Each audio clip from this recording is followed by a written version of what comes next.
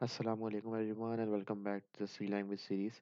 इस वाली ट्यूटोरियल के अंदर मैं डिस्कस करूंगा रिकर्जन और रिकर्जन होती क्या है। तो कंटेंट्स इस वाली वीडियो के होंगे कि मैं रिकर्जन की डेफिनेशन बताऊंगा, रिकर्जन के कॉन्सेप्ट समझाऊंगा। उसके अलावा हम रिकर्जन की एक एग्जांपल करेंगे और रिकर्जन के थ्रू हम लोग फैक्टोरियल बनाना सीखेंगे। तो इसके थ्रू हमारे काफ़ी रिकर्जन के कॉन्सेप्ट्स अच्छे हो जाएंगे। ओके, तो लेट्स स्टार्ट। ओके, तो first and foremost what is recursion. तो रिकर्जन की डेफिनेशन बहुत आसान सी है। A function which calls itself is known as a recursive function, is known as a recursive function. ये आसान जबान में कोई भी ऐसा काम जिसको कंप्लीट होने के लिए वो खुद अपने आप को ही बुला रहा होता है एक तरीके से। जैसे कि अगर आपको कोई भी काम कंप्लीट करना है अच्छे तरीके से तो आप चाहेंगे कि आप वो काम खुद ही करें। तो ऐसी चीज जो आप खुद ही कर रहे होते हैं, ऐसा फंक्शन जो खुद ही बार बार अपने आप को ही बुला रहा होता है कि भाई सही से काम कंप्लीट कर लो आप खुद ही, that is called recursive function. और हम उस तरतीब को बोलते हैं रिकर्जन। तो रिकर्जन की डेफिनेशन बहुत आसान सी है और इस पे काम करना भी इतना कोई मुश्किल नहीं है, बस चंद इसके कॉन्सेप्ट समझ में होते हैं कि एक चीज हमें समझनी होगी कि जब भी एक फंक्शन अपने आप को बार बार कॉल कर रहा होता है तो वो फंक्शन जो है मुख्तलिफ स्टेट्स में होता है आपके पास। जब वो बार बार अपने आप को कॉल करेगा तो हो सकता है पहली बार वो अलग तरीके से कॉल हो, सेकंड टाइम वो दूसरे तरीके से कॉल हो, थर्ड टाइम वो तीसरा तीसरे तरीके से कॉल हो। तो इन तमाम स्टेट्स का हम लोग एक एक्टिवेशन रखते हैं कि अभी कौन से फेज में है आपका फंक्शन, अब कौन से फेज में आपका फंक्शन है, अब कौन से फेज में वही वाला फंक्शन है। तो जब भी हम रिकर्जन कर रहे होंगे तो मैं हमेशा आप लोगों को एक्टिवेशन सिखाऊंगा कि ये फंक्शन अब किस स्टेट में है और अब किस एक्टिव स्टेट में है, अब किस एक्टिव स्टेट में है। तो बस ये चीज मैं हर एग्जाम्पल करते हुए आप लोगों को समझाऊंगा। और एक और चीज जो हमें रिकर्जन के हवाले से ख्याल रखना होता है कि क्योंकि फंक्शन अपने आप को कॉल बार बार कर रहा होता है तो ये एक इनफाइनाइट चीज में भी जा सकती है। मतलब कि अगर आपने फंक्शन को कोई स्टॉपिंग रिक्वायरमेंट नहीं लगाई आपने कि भाई आपका फंक्शन एक्चुअली खत्म कब हो जाएगा, मतलब कब अपने आप को कॉल करना वो खत्म कर देगा, तो वो फंक्शन बार बार चलता ही रहेगा और कभी भी रुकेगा नहीं। तो ये वाली चीज हमने नहीं करनी। हमने करना है कि फंक्शन आपको बार बार कॉल करे जब तक कि हमारी रिक्वायरमेंट खत्म नहीं हो जाती है। ऐसी हमारी रिक्वायरमेंट खत्म हो जाए फंक्शन अपने आप को कॉल करना खत्म कर दे। तो यही चीज आप लोगों को मैं सिखाऊंगा मैं किस तरीके से अभी हम रिकर्जन परफॉर्म करेंगे। तो पहले हम एक आसान सी एग्जांपल कर लेते हैं। जो मैंने अभी आपको ये एग्जांपल दी कि एक फंक्शन आपको बार बार कॉल करे तो पहले वो देख लें जरा। जैसे कि एक मैं फंक्शन चलाना चाहूंगा, void just simply printing out a name, और कुछ नहीं कर रहा है इसके अंदर मैं सिंपल प्रिंट आउट कर रहा हूँ भाई शेरोज मान। I am printing my name and मैंने दोबारा कॉल कर लिया वो वाला वही वाला फंक्शन मैं दोबारा कॉल कर लिया और सिंपली मैंने यहाँ पे फंक्शन यहाँ पे चला दिया। अब मैंने क्या किया, नेम चलेगा, पहली बार नेम चलेगा, यहाँ पे कॉल हुआ हुआ है, शैरोज प्रिंट करेगा, फिर दोबारा नेम अपने आप को कॉल कर लेगा, फिर शैरोज प्रिंट करेगा, फिर दोबारा कॉल करता रहेगा क्योंकि यहाँ पे मैंने इसकी स्टॉपिंग कंडीशन कोई बनाई ही नहीं है कि मुझे पता ही नहीं चल रहा ये फंक्शन कब तक अपने आप को कॉल करता रहेगा। मैंने यहाँ पे कोई कंडीशन नहीं लगाई हुई यहाँ पे। तो इसे चेक करें, जब मैं चलाऊंगा तो मेरे पास क्या आउटपुट आता है, ये देखें। As you can see it runs infinitely, वो चलता जा रहा है चलता जा रहा है, वो रुक ही नहीं रहा क्योंकि यहाँ पे आपने कोई कंडीशन ही नहीं लगाई हुई जिसपे आपका ये फंक्शन स्टॉप होगा। तो अब इसी की बेस पे हम लोग एक और अब फंक्शन बना लेते हैं। मैंने यहाँ पे एक फंक्शन बनाया, let's say defining this function as test. मैंने उसके अंदर एक वेरिएबल बनाया इंटीजर नम। अच्छा, मैंने पहली कंडीशन ये रखी कि अगर मेरे पास नम बराबर हो जाए 1 के तो simply you have just have to return this. आपको पता है जैसे ही रिटर्न आ जाएगा वहीं फंक्शन फिनिश हो जाएगा, तो उससे आगे फंक्शन चलेगा नहीं आपका। अगर वो मुझे कहीं भी पैरामीटर से मेरे पास आर्ग्यूमेंट में वैल्यू 1 आती है तो क्या हो मेरे पास, रिटर्न सिंपल 1 कर दो। एल्स अगर मेरे पास कुछ और हो तो क्या करो, उसको कर दो 1 प्लस दोबारा फंक्शन अपने आप को कॉल करे टेस्ट, जो पैरामीटर है उसमें से -2 कर दें। अब ये दिखने में जरा सा कॉम्प्लेक्स लग रहा होगा लेकिन मैं समझाता हूँ, बहुत आसान सा काम हो जाएगा इसके अंदर। तो ये देखें, इसके एक्टिवेशन स्टेट्स की मैंने बात की थी, एक्टिवेशन स्टेट का मतलब क्या होगा इसके अंदर। अब भी मैं सिंपल टेस्ट को कॉल कर रहा हूँ 1 के साथ, दैट्स इट, सिंपल 1 के साथ कॉल कर रहा हूँ मैं इसे। तो हमें पता है यहाँ पे क्या होगा, 1 यहाँ पे जाएगा और 1 1 से यहाँ पे कंपेयर होगा, तो लाजमी सी बात है यहाँ पे क्या आंसर आ जाएगा मेरे पास, यहाँ मेरे पास रिटर्न हो जाएगा 1। तो मैं इसे प्रिंट भी कर लूँ क्योंकि मैं परसेंटेज से लगा रहा हूँ, आपको पता ही होगा वो रिटर्न कर रहा है मेरे पास इंटीजर वैल्यू। तो मैंने यहाँ पे ये चेक करना चाह रहा हूँ, ये मेरे पास सिर्फ 1 रिटर्न करेगा। तो इसे देखें, आउटपुट मेरे पास इट रिटर्न्स ओनली 1, तो ये तो बिल्कुल सही चल रहा है। अच्छा, नेक्स्ट चीज मेरे पास यहाँ पे क्या, अब मैंने यहाँ पे कर दिया 3। अब मैं 3 पे चेक करना चाह रहा हूँ कि यार ये अब क्या रिटर्न करेगा। आप इसे चेक करें, जब ये मेरे पास यहाँ पे चलेगा तो मेरे पास एक्टिवेशन स्टेट्स कितनी बनेंगी। पहली वाली मेरे पास क्या होगी, टेस्ट, मेरे पास पहला होगा यहाँ पे टेस्ट 3। तो लेट्स सी मेरे पास टेस्ट 3 का क्या रिजल्ट आएगा। टेस्ट 3, 3 यहाँ पे जाएगा, अब 3 डबल इक्वल टू 1 नहीं, ये फॉल्स हो जाएगा यहाँ पे, तो यहाँ से ये आगे बढ़ जाएगा, ये आ जाएगा एल्स पे। मतलब टेस्ट 3 मेरे पास क्या रिजल्ट देगा, टेस्ट 3 होगा 1 प्लस टेस्ट, दोबारा कॉल करा 3 माइनस 2 1, ये होगा मेरे पास रिजल्ट।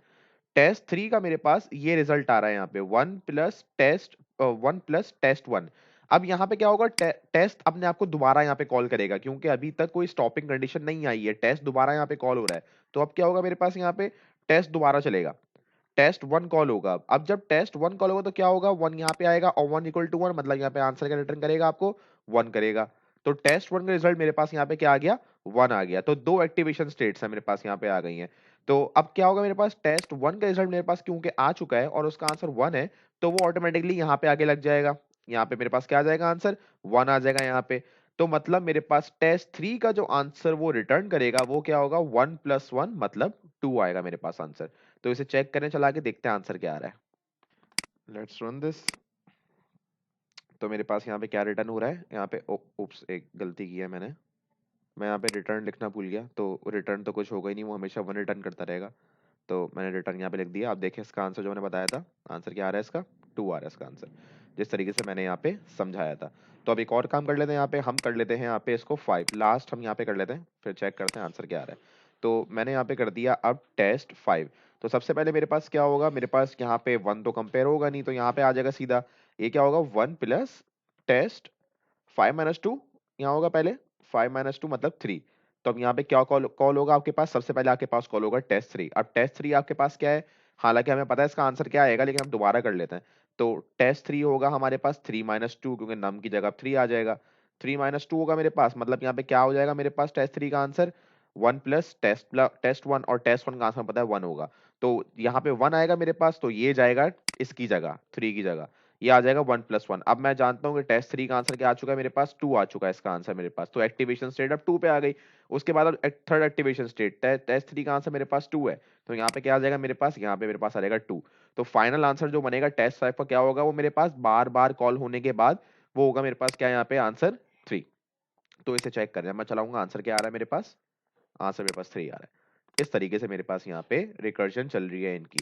अब मैं इसी के बीच एक और चीज समझा दूं यहाँ पे। अब जैसे कि मैंने आपको यहाँ पे, मैंने स्ट्रिक्टली यहाँ पे लगाए हैं ऑड नंबर्स, मतलब 1 3 और 5 ना। अब यहाँ पे देखें, मैं जरा 2 लगाना चाह रहा हूँ कि मेरे पास 2 का आंसर क्या आ रहा है, जरा ये चेक करते हैं। रन दिस, और प्रोसेसिंग, और क्या आ रहा है मेरे पास 2 का आंसर, एब्सोल्युटली नथिंग। मेरे यहाँ पे कुछ आंसर नहीं आ रहा मेरे पास, क्यों, क्योंकि हम जरा इसकी हम लोग एक्टिवेशन स्टेट तो देख लें क्या आ रही है मेरे पास। तो 2 करते हैं इसे, जब मेरे पास ज़ाहिर 2 इससे कंपेयर नहीं होगा, तो यहाँ पे आ जाएगा 1 प्लस टेस्ट और नम माइनस 2, मतलब 2 माइनस 2, ऐसा ही है।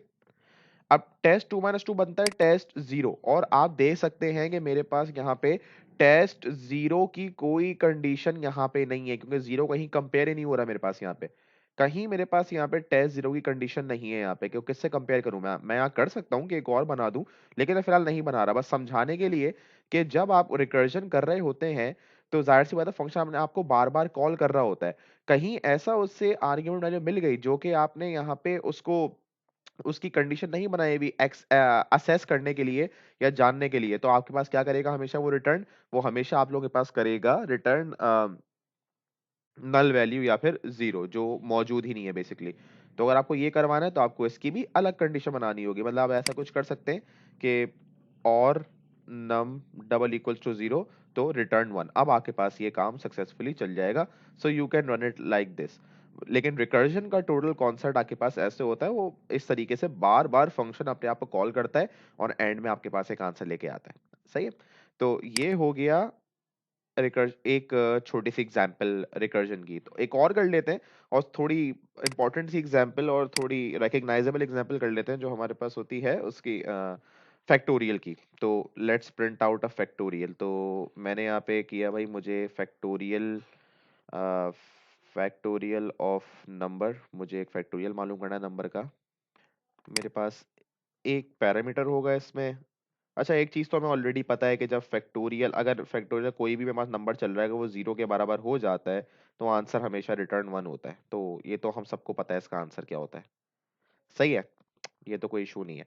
अच्छा, अब हमने करना है क्या इसके अंदर, हमने यहाँ पे कंडीशंस कुछ ऐसी बनानी है कि अगर मैं 5 का फैक्टोरियल लगा रहा हूँ तो वो रिवर्स होके पहले 4 का, फिर 4 पे जाए, मल्टीप्लाई हो, फिर रिवर्स होके 3 से मल्टीप्लाई हो, फिर रिवर्स होके 2 से मल्टीप्लाई हो। इस तरह मेरे पास काम चलता रहे। तो मैं इसके अंदर एक लॉजिक बना रहा हूँ और फिर हम इस लॉजिक की एक्टिवेशन स्टेट्स चेक करते हैं सारी की सारी ना, कि वाकई सही आंसर आ रहा है या नहीं आ रहा। तो लॉजिक मेरे पास मैं कुछ ऐसी बना रहा हूँ, जो पैरामीटर है मेरे पास मल्टीप्लाई हो जाए मेरे पास वो दोबारा से इस फंक्शन के फैक्टोरियल ऑफ नम, और जो भी पैरामीटर हो उसके माइनस वन से। मतलब एक्चुअली होगा क्या मेरे पास इसके अंदर, ये तो मैंने एक लॉजिक लिखी है, लेकिन एक्चुअली होगा क्या इसके अंदर कि अगर मेरे पास जैसे कि फैक्टोरियल 5 है, फंक्शन मेरे पास 5 है, तो होगा क्या यहाँ पे जो रिटर्न हो रहा होगा वो कुछ ये हो रहा होगा कि 5 मल्टीप्लाई बाय फैक्टोरियल 4, और फिर वो 4 का क्या होगा, 4 मल्टीप्लाई बाय फैक्टोरियल, इस तरह चल रहा होगा। मतलब 4 मल्टीप्लाई बाय फिर फैक्टोरियल, फैक्टोरियल 3, और मेरे पास इस तरह काम चलता चलता रहेगा, जो कि एक्चुअल फैक्टोरियल की लॉजिक है। फैक्टोरियल इस तरह ही चलता है कि प्रीवियस नंबर को मल्टीप्लाई करता हुआ चला जाता है जब तक कि आप वन, जब तक कि आप जीरो पे नहीं पहुंचते, और जैसे जीरो पे पहुंच जाए आपको रिटर्न यहाँ पे वन मिल रहा है। लेकिन हम इसे खुद चला के देखेंगे, तमाम एक्टिवेशन स्टेट्स हम इसकी चेक करेंगे। तो सो लेट्स रन दिस, देखते हैं हमारे पास क्या आएगा। पहले हम खुद चला के देखते हैं, फिर हम इसका आंसर प्रिंट आउट करेंगे। तो अच्छा, इसकी तो जरूरत नहीं है, we have already done this.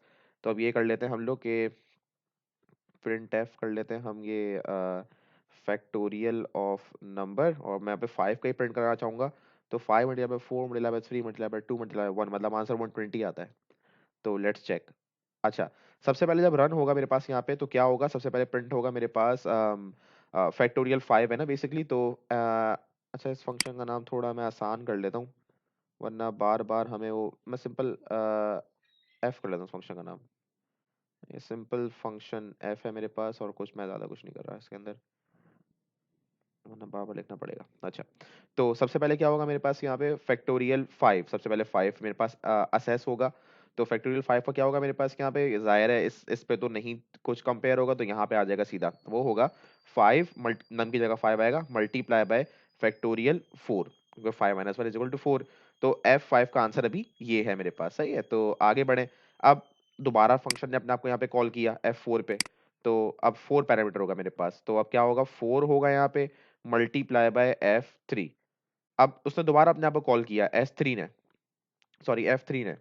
तो अब क्या होगा यहाँ पे 3 मल्टीप्लाई बाय F2। तो आप समझ सकते हैं कि 4 3 2 किस तरीके से आ रहा है, मतलब 1 से माइनस हो रहा है बेसिकली। अब F2 ने दोबारा अपने आप को कॉल किया यहाँ पे, तो यहाँ पे क्या आ जाएगा मेरे पास 2 F1, और लास्ट F1 मेरे पास यहाँ पे कॉल करेगा अपने आप को।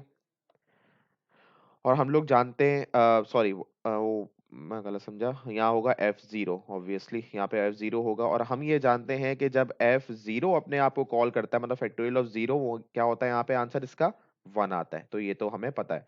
तो F0 का आंसर मेरे पास 1 आ गया, मतलब मैं यहाँ पे क्या कर सकता हूँ, मैं यहाँ पे 1 लगा सकता हूँ। तो F1 का आंसर क्या आ गया मेरे पास, F1 का आंसर मेरे पास यहाँ पे आ गया 1। तो यहाँ पे F1 की जगह मैं लगा दूंगा, देख ले एक्टिवेशन स्टेट्स किस तरीके से टोटल आपका बार बार कॉल करके अपने आप को आंसर लेके आती है। तो यहाँ पे 2 मल्टीप्लाई बाय 1 हो जाएगा। अब F2 का आंसर मैं जानता हूँ क्या है, यहाँ पे 2 है। तो आगे बढ़े, 3, यहाँ पे F2 आ चुका है, यहाँ पे 2 आंसर आ चुका है, 3 टू द 6 हो जाएगा। F3 का आंसर क्या आ जाएगा मेरे पास, यहाँ पे 6 आ जाएगा। इस तरीके से F3 का आंसर 6 आ चुका है, तो यहाँ पे मैं 6 लगा सकता हूँ। तो 6 F4 का आंसर क्या है मेरे पास, 24।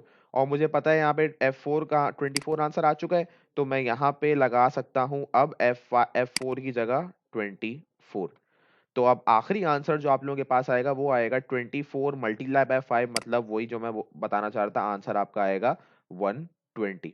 तो इस तरीके से क्या होगा, हमारे पास तमाम के तमाम आपके पास फैक्टोरियल्स प्रिंट हो जाएंगे। ओ सॉरी, फैक्टोरियल ऑफ 5 आपके पास यहाँ पे प्रिंट हो जाएगा। तो अगर आपको आंसर देखना है तो लेट्स चेक दिस आउट, मेरे पास आंसर क्या आ रहा है,